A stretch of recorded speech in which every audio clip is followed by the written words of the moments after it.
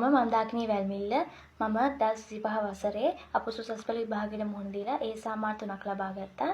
මගේ විෂයන් උනේ ජපන් භාෂාව, භූගෝල විද්‍යාව සහ ආර්ථික විද්‍යාව.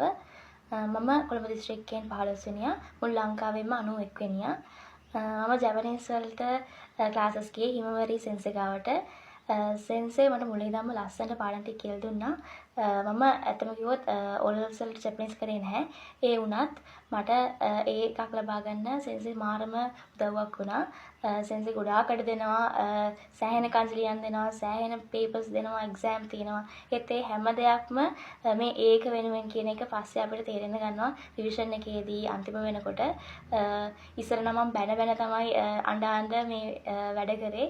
ඒත් මේ ඒක හම්බුනාම මට තේරුනේ එහෙම අඬලා හරි එහෙම මහන්සියෙන් වැඩ කරාට හරි ඒ ප්‍රතිඵල අපිටම තමයි.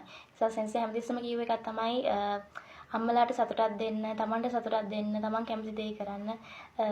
සෙන්සේ පාඩම් විතරක් නෙවෙයි ජීවිතේ සෑහෙන දේවල් අපිට ඉගෙනුවා. සෙන්සේ මුලින් ඉඳන්ම හරිම ලස්සනට කිසිම ප්‍රශ්නයක් නැතුව මට යාළුවෙක්ට උනත් පාඩම් කියලා දෙන්න තරම් දැනුමක් තිබ්බා.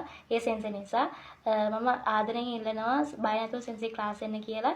මේ ජයග්‍රහණය මට වගේම ඉස්සරහට ඔයාටත් ශ්‍රූටි ලාංගිමල්ල ඔය හැමෝටම ලබා ගන්න පුළුවන්. අනිවාර්යයෙන්ම හිමවරි සෙන්සේ විශ්වාස කරන්න ක්ලාසස් එන්න කියලා මම ආදරෙන් ඉල්ල සිටිනවා. thank you